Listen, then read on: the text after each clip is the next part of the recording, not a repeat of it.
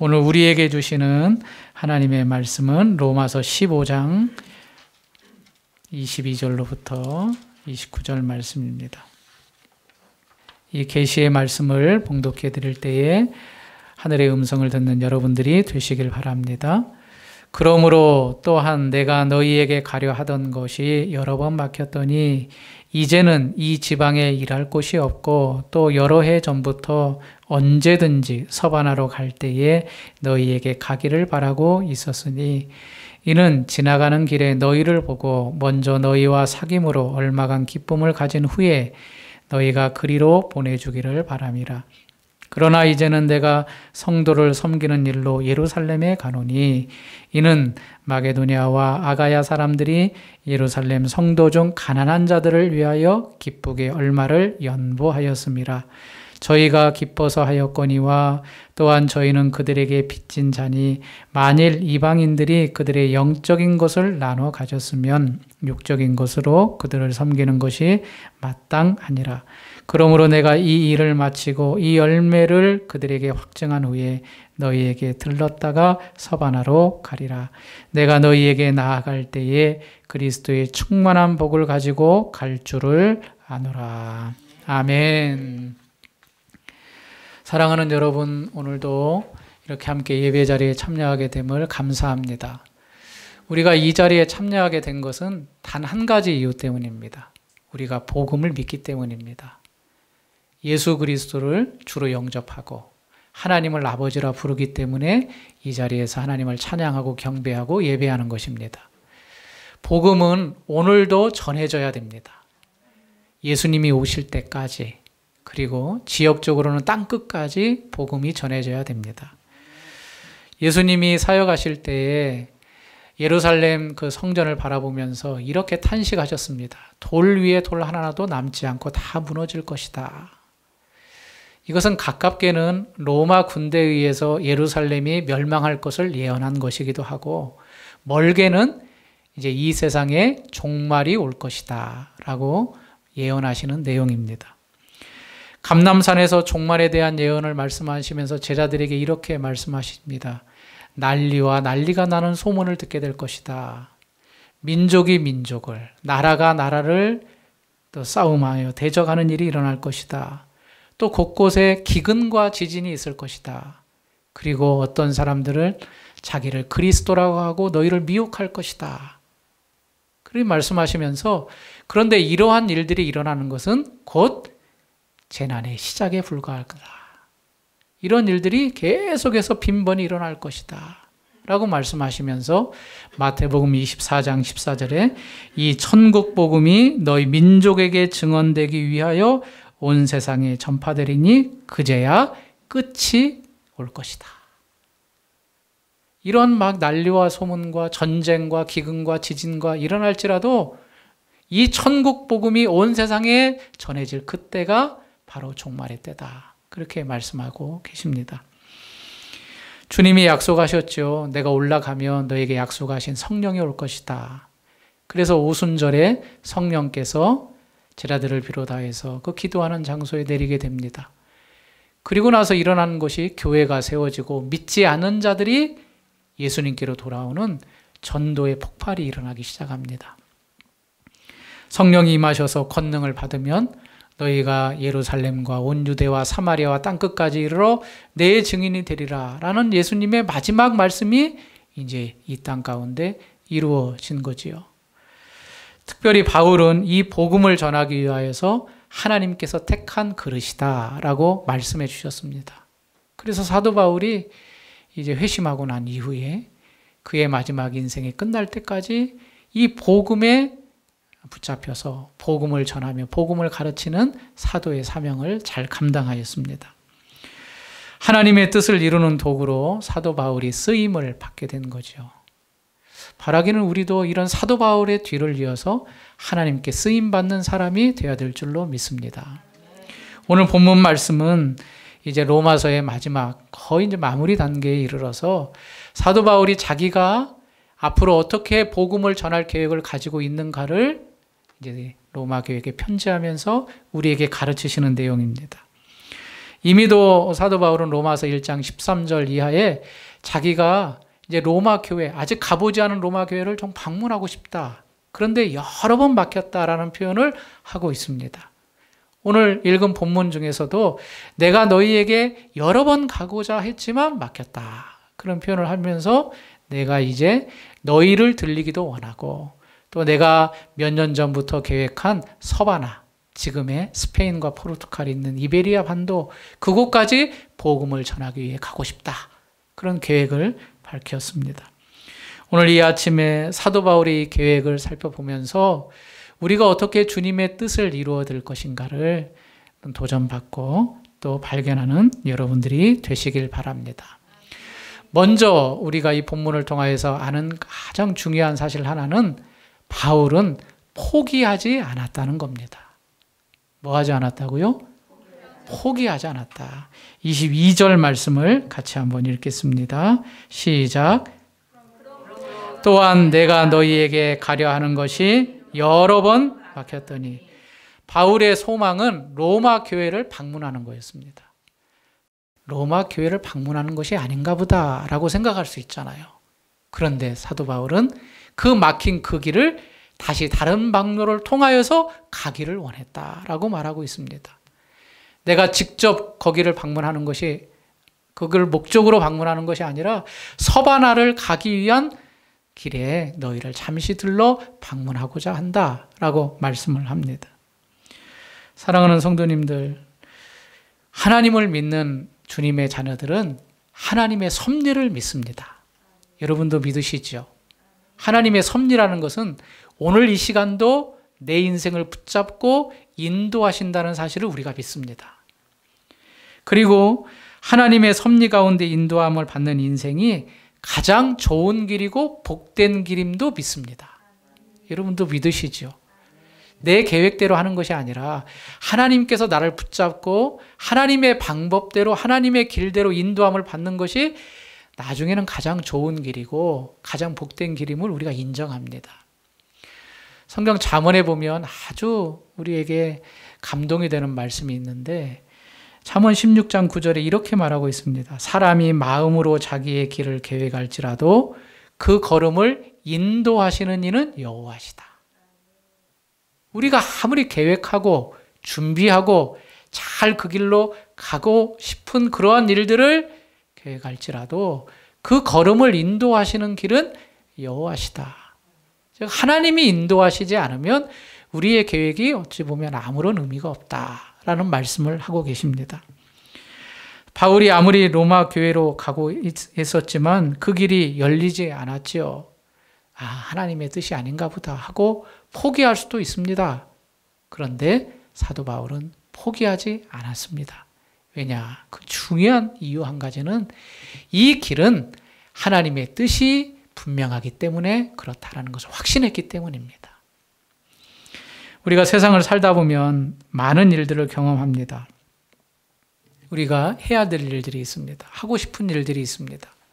그런데 그 일을 하다가 실패를 합니다. 실패를 하면 두 가지 생각이 듭니다. 첫 번째로는 나에게 그런 재능과 실력이 없었기 때문에 이 일이 실패한 거야 라고 생각을 하는 한 가지와 또 한 가지는 나는 그걸 좋아하고 내가 하고 싶고 실력과 재능도 있는데 아직 때가 안 돼서 그 일이 실패한 거야 라고 생각하는 또 하나의 생각이 있습니다. 나에게 맞지 않고 실력도 재능도 없는데 그 일을 내 욕심만 가지고 한다면 빨리 포기하는 게 지혜로운 겁니다.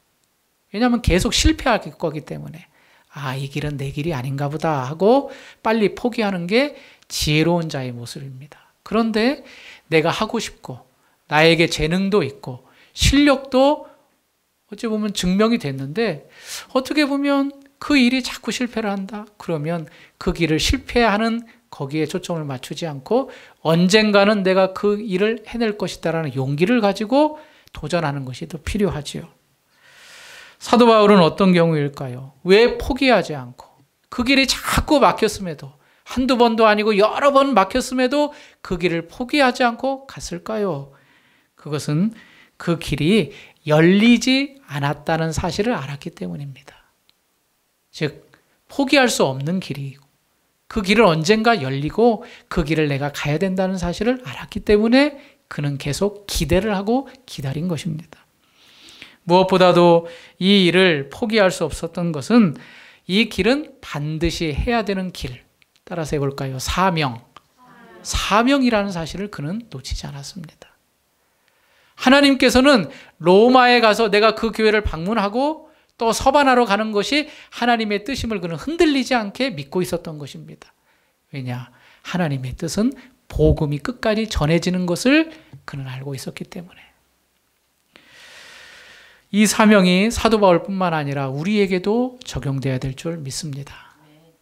우리가 이것을 사명으로 안다면, 정말로 해야 될 일인 줄 안다면 그 일이 비록 여러 번 바뀌었더라도 아니야, 이 일은 내가 끝까지 해야 될 일이야 하면서 이 일을 감당해야 될 줄로 믿습니다. 사도행전 1장 8절 말씀에 그랬죠. 오직 성령이 너희에게 임하시면 너희가 권능을 받고 예루살렘과 온 유대와 사마리아와 땅끝까지 이르러 내 증인이 되리라. 우리는 성령을 받았습니다. 주 예수 그리스도와 평생 동행합니다. 그렇다면 이제 이 귀한 사명을 나의 사명으로 알고 포기하지 않고 끝까지 주님의 뜻을 이루어 드리는 성도들이 되어야 될 줄을 믿습니다. 그래서 이 사명과 함께 오늘 총 4가지의 모습을 살펴보고자 합니다. 첫 번째, 복음이 전파되는 것은 모든 사람이 복음을 들을 때까지 끝나지 않아야 된다는 것입니다. 복음 전파는 모든 사람이 들을 때까지 끝나서는 안 되는 일이다 라는 것을 말해주고 있습니다. 여러분, 우리 성도님들은 생각하시기에 얼마만큼 예수 믿으면 이 세상이 끝날 것 같이 생각이 되십니까? 얼마나 더 많은 사람들이 예수를 믿어야 될 것 같습니까? 어떤 이들은 요한계시록 14장 말씀을 인용해서 우리가 구원받는 수는 14만 4천 명입니다 라고 말하는 사람들이 있습니다. 그 대표적인 이단이 있죠. 바로 신천지가 그렇습니다. 그래서 각 그룹을 12지파로 나누어 가지고 지방별로 이렇게 나누더라고요. 그래서 14만 4천에 내가 들어가야 된다. 이 14만 4천을 우리가 채워야 된다 하면서 열심히 전도하기도 합니다. 그러나 이 숫자는 단지 14만 4천 명만이 구원받는다는 이야기는 아닙니다. 여러분 생각해 보십시오.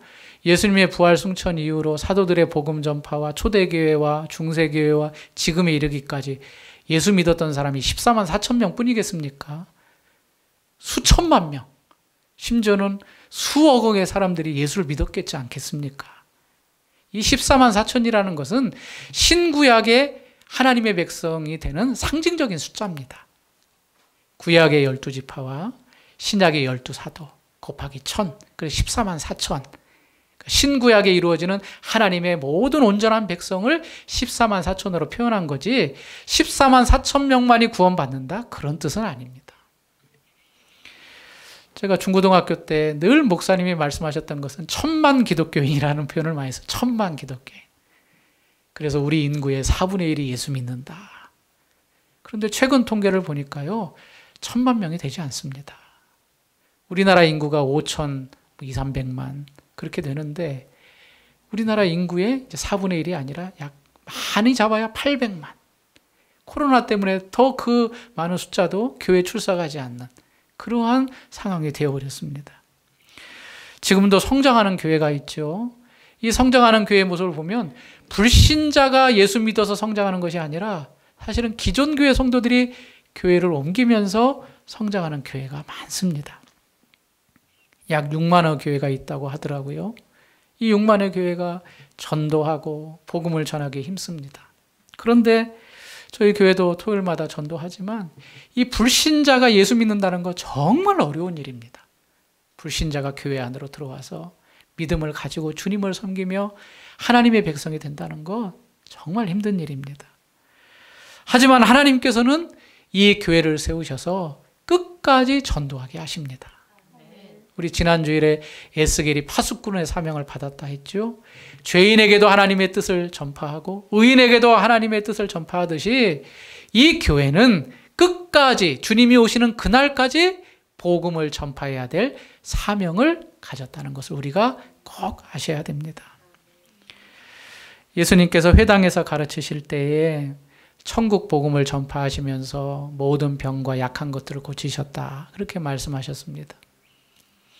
예수님이 우리들을 보시면서 목자 없는 양같이 고생하며 기진하시는 것을 보면서 긍휼히 여기셨다라고 말씀하고 계십니다. 이런 무리를 보시면서 제자들에게 이렇게 가르치십니다. 마태복음 9장 37절에 추수할 것은 많되 일꾼이 적으니 그러므로 추수하는 주인에게 청하여 추수할 일꾼을 보내주소서 하라. 이게 무슨 말입니까? 지금 추수할 때가 다 됐다. 그런데 일할 사람이 없다. 그러니까 빨리 주인에게 청하여서 일할 사람을 보내달라고 해서 지금 추수해야 되는 이때에 많은 것들을 추수하게 해라. 무슨 말일까요? 아직도 구원받을 사람이 우리 주위에 많이 있다는 이야기입니다. 사마리아로 통행하겠는지라 하면서 예수님이 그 당시에 유대에서 갈릴리로 가는 그 통행하지 않는 그 길을 친히 제자들과 함께 가십니다. 그 길을 가신 이유는 단 한 가지 이유 때문입니다. 그 사마리아 우물가에서 만날 여인, 그 여인을 구원하시기 위해서 사마리아 성으로 들어가신 겁니다. 여인을 만났습니다. 내가 메시아라, 내가 그리스도라 라는 걸 선포하신 이후에 이 여인이 너무나도 기뻐서 동네에 들어가서 물동이를 버려두고 그 동네 사람들에게 내가 메시아 그리스도를 만났다. 복음을 전합니다. 그리고 그 동네 사람들이 예수님 앞으로 나옵니다. 예수님께서는 제자들에게 양식에 대한 이야기를 하시면서 나의 양식은 나를 보내신 이의 뜻을 행하며 그의 일을 온전히 이루는 것이다 라고 말하면서 내가 이 여인을 구원하는 것이 바로 하나님의 뜻이다. 내가 이 일을 위하여 이 땅에 온 것이다 라고 제자들에게 분명하게 가르쳐 주십니다. 그리고 나서 이런 말씀을 하십니다. 요한복음 4장 35절 너희는 넉 달이 지나야 추수할 때가 이르겠다고 하지 아니하느냐 그러나 나는 너희에게 이르노니 너희 눈을 들어 밭을 보라 희어져 추수하게 되었도다.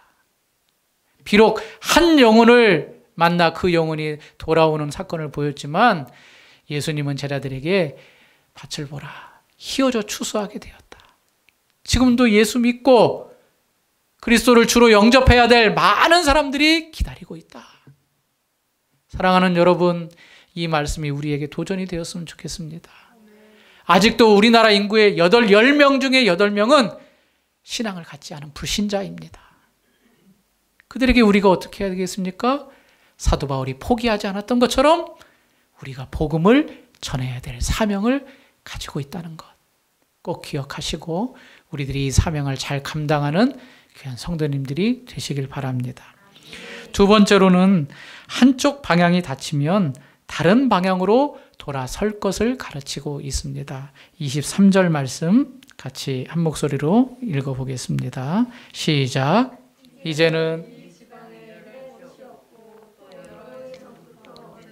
서바나로 갈 때에 너희에게 가기를 바라고 있었으니 이제 사도 바울은 지금 편지를 쓰고 있는 이곳에 자기가 할 일이 없다라고 솔직하게 말하면서 이제는 다른 곳으로 이동하기를 원한다라고 말하고 있습니다.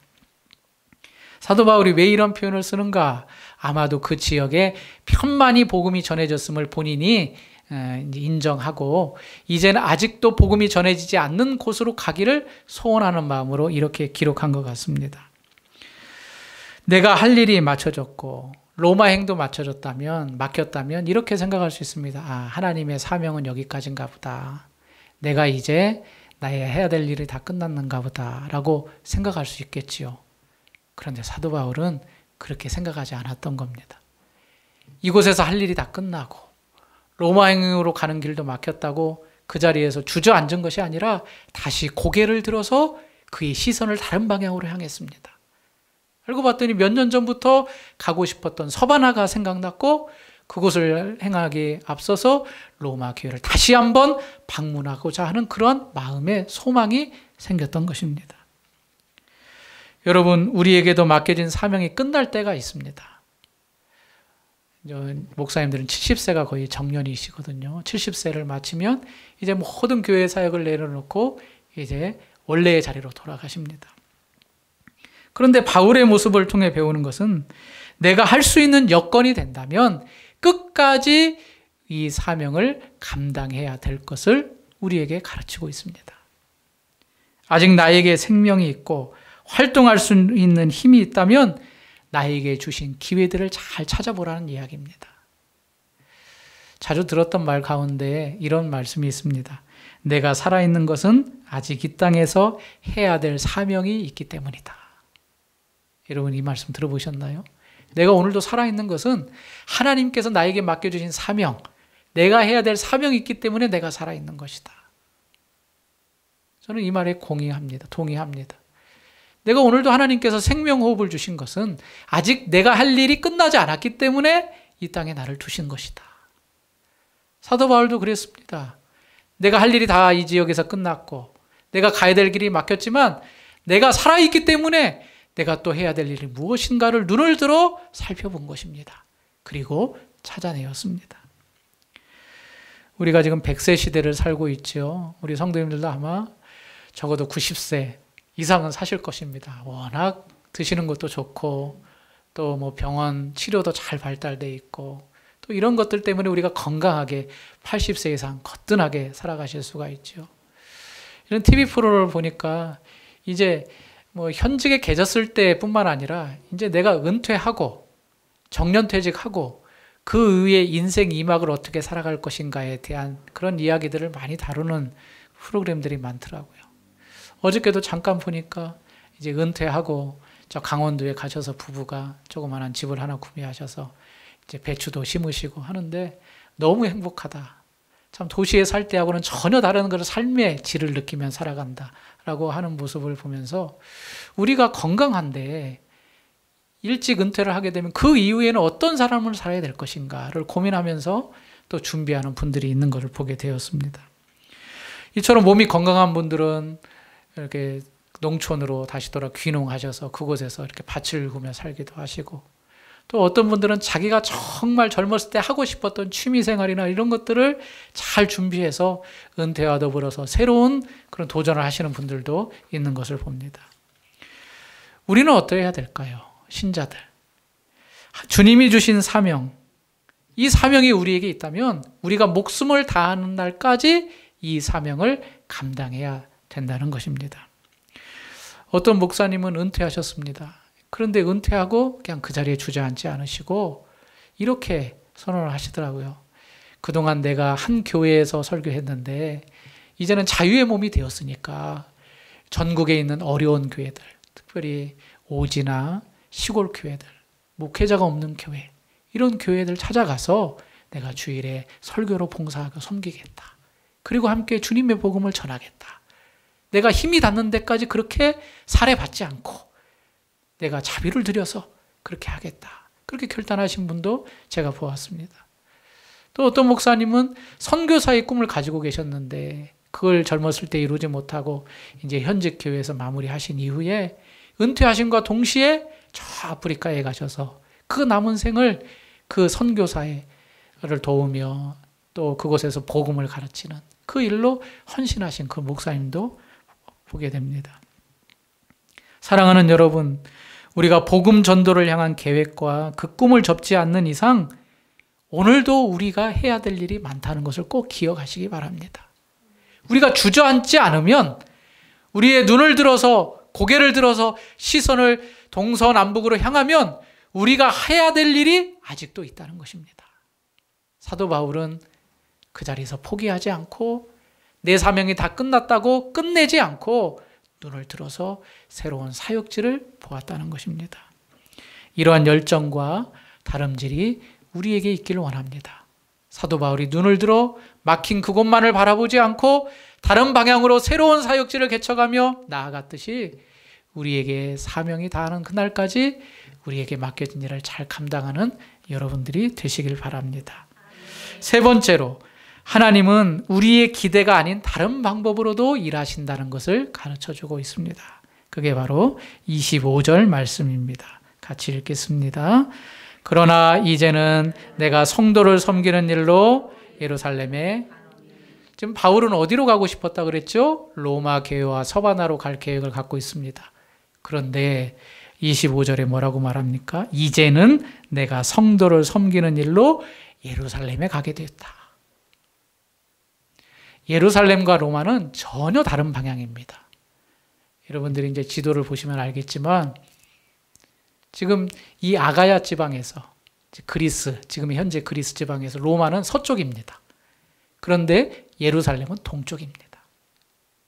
하나님께서 왜 사도 바울을 갑자기 또 예루살렘으로 가게 하셨을까?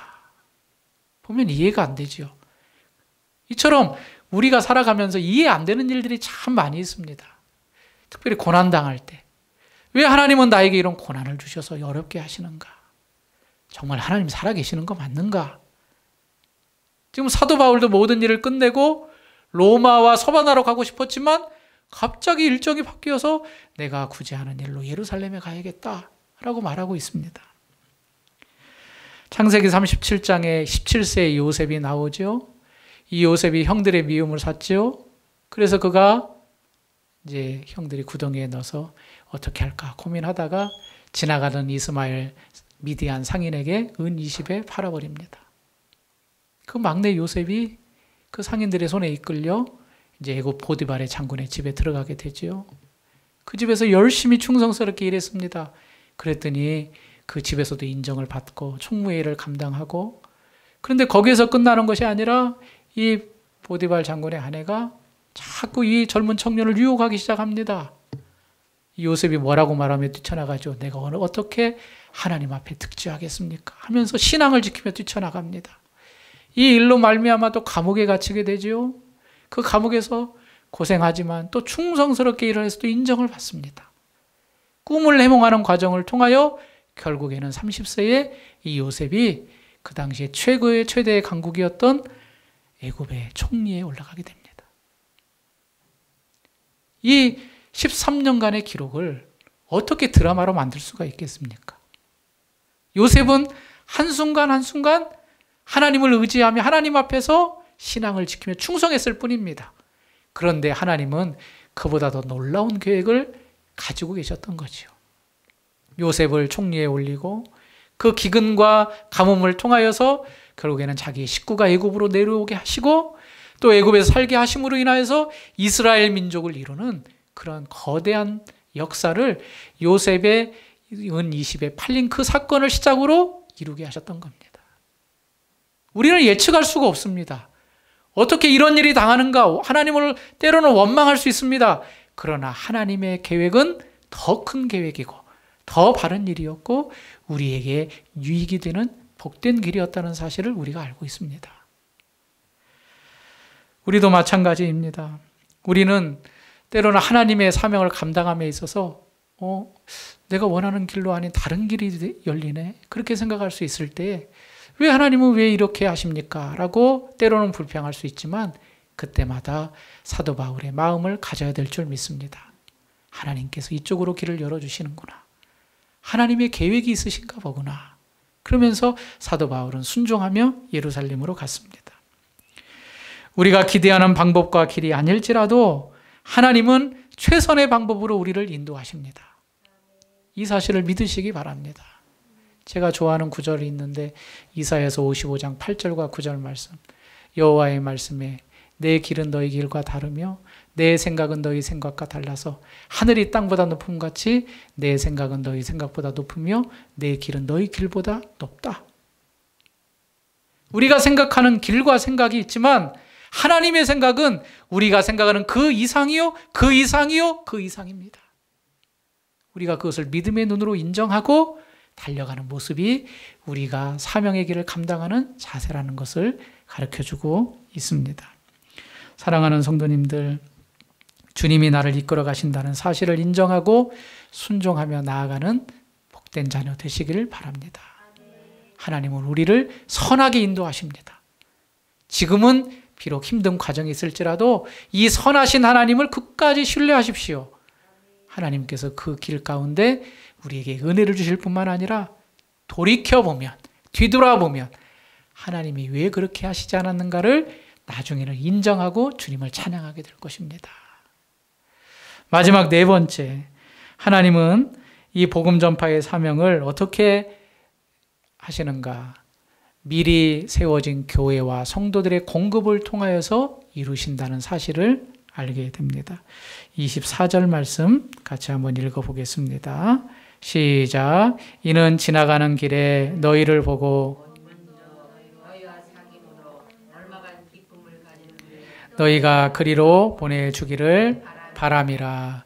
사도 바울이 로마 교회에 편지하면서 내가 서바나로 갈 도중에 너희를 만나기를 원한다 라고 말하는데 두 가지 이유로 말합니다. 하나는 너희와 교제하기를 원한다 라고 첫 번째 이유를 말하고, 또 하나는 내가 서바나로 가는데 너희의 재정적인 도움이 필요하다, 그렇게 말하고 있습니다. 첫 번째, 너희와 교제하기를 원한다. 그거는 우리가 충분히 이해할 수 있죠. 정말 보고 싶었는데 만나서 그리스도 안에서 교제하니까 참 좋다, 나 그걸 바란다. 그런데 두 번째, 내가 서바나로 갈 예정인데 너희가 나에게 지원을 좀 해달라. 이것은 좀 의아한 것 같습니다. 왜냐하면 지금 로마 교회와 한 번도 만나보지 않은 상태거든요. 얼굴도 보지 못한 그들에게 내가 서바나로 갈 테니까 너희가 이 선교하는 나에게 지원을 좀 부탁한다. 이것은 얼핏 보면 무례한 행동처럼 보입니다. 그러나 사도 바울은 주저함 없이 너희가 나를 도와주길 원한다라고 요청하고 있습니다. 왜 이렇게 사도 바울이 당당하게 요청하고 있을까요? 그것은 바로 교회가 해야 될 당연한 일이기 때문에 이렇게 요청하고 있는 것 같습니다. 사도 바울이 첫 번째 전도 여행을 떠날 때 바나바와 함께 갔지요. 그 바나바와 함께 갔을 때 그 두 선교사를 파송한 교회가 바로 수리아 안디옥 교회였습니다. 안디옥 교회에서 안수하여 세워서 이 두 선교사를 파송했을 때 그냥 보냈을까요? 아마 재정적인 지원과 함께 보냈을 것입니다.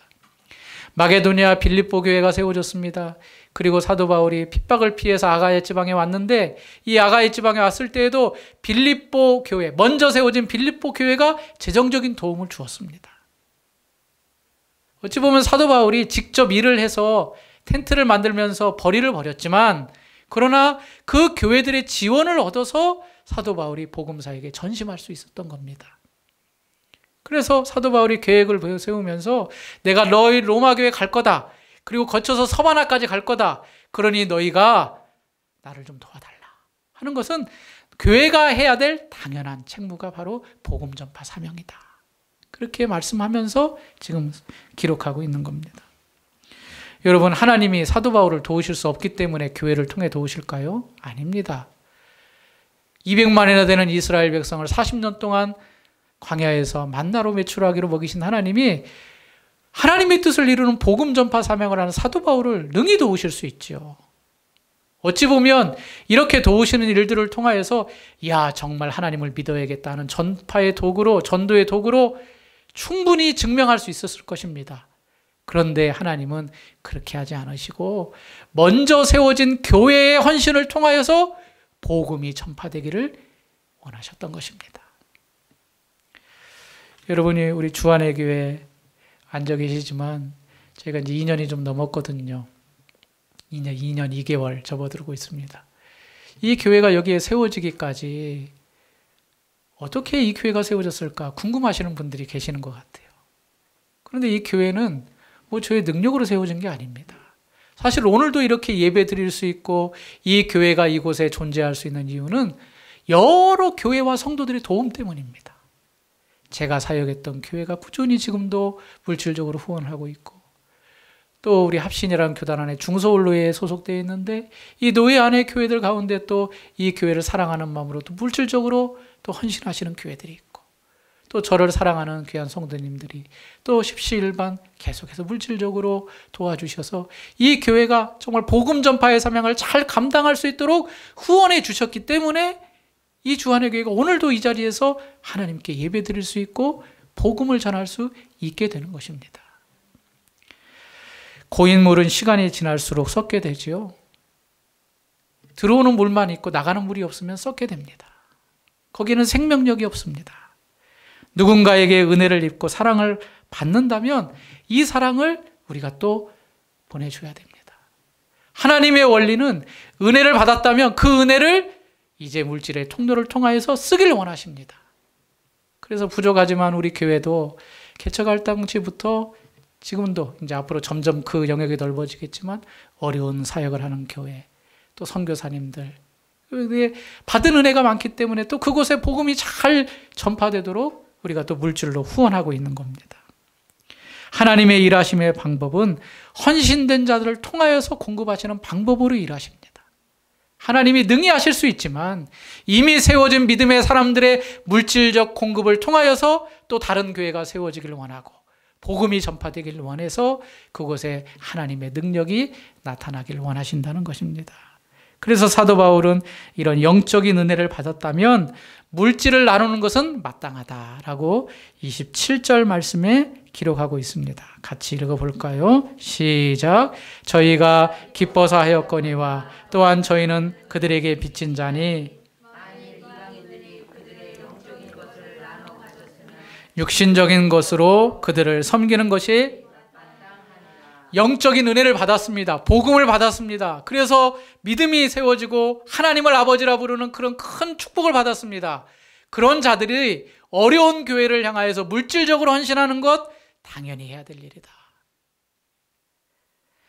우리는 여기서 복음과 물질의 공통점을 발견하게 됩니다. 복음과 물질의 공통점은 전해져야 되고 나눠져야 된다는 겁니다. 복음은 우리만 가지고 있어서는 안 됩니다. 내가 복음을 들었다면 당연히 다른 사람에게 그 복음이 무엇인지를 말해야 됩니다. 물질도 마찬가지입니다. 하나님이 나에게 주신 것이라는 것을 인정한다면 나만 부자가 되고 내 것만으로 가지고 소유하는 것이 아니라 이 물질을 하나님의 뜻대로 또 나눠야 된다는 겁니다. 그게 바로 하나님의 원리요, 하나님의 방법입니다. 내가 가진 것만 쥐고 있다면 그 이상 가질 수 없습니다. 그러나 그것을 펴게 되면 하나님이 더 많은 곳으로 공급해 주십니다.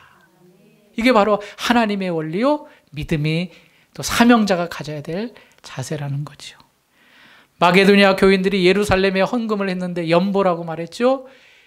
그 마게도니아 성도들이 부에서, 즉 자기에게 있는 돈이 너무나 많아서 헌금을 하는 것이 아닙니다. 고린도후서에 보니까 그들도 극심한 가난에 처해 있었습니다. 그렇지만 받은 은혜, 영적인 은혜를 생각하니까 내가 가난할지라도 나보다 더 어려운 예루살렘 교회에 헌금하는 것이 마땅하다 생각을 해서 연보를 했다고 말씀하고 있습니다. 사랑하는 성도님, 오늘 본문의 말씀을 통하여서 우리에게 주시는 하나님의 귀한 깨달음이 무엇일까요? 하나님은 우리에게 첫 번째로 사명이 있다고 말씀하십니다. 그 사명은 우리가 복음을 전하는 사명입니다. 바라기는 여러분들이 사도 바울과 같은 사명자가 되셨으면 좋겠습니다. 아니, 되어야 합니다. 왜냐하면 우리는 복음을 받은 사람이기 때문에 복음을 전하는 자로 일평생 그 자리에 서 있는 여러분들이 되시길 바랍니다. 복음 전파가 내 인생의 가장 우선순위다. 아직도 믿지 않는 자들에게 내가 받은 그 은혜를 전하는 것이 가장 내가 해야 될 이 땅의 사명이다 생각하시고 이번 한 주간도 믿지 않은 자들에게 틈이 나는 대로 수시로 무시로 복음을 전하는 귀한 성도님들이 되시길 바랍니다. 그 길이 막혔다고 포기하지 마십시오. 그분이 예수님 안 믿는다고 안 돼 라고 포기하지 마십시오. 어떤 방도를 통하여서 끝까지 복음을 전하는 여러분들이 되셔서 우리의 사명을 잘 감당하는 여러분들이 되시길 바랍니다. 하나님께서 일하십니다. 우리는 하나님의 명령에 순종할 뿐입니다. 그 열매 맺는 것은 하나님의 소관입니다. 사도 바울이 서바나까지 계획을 세우고 그 일에 헌신했듯이 우리의 사명을 잘 감당하는 여러분이 되시길 바랍니다.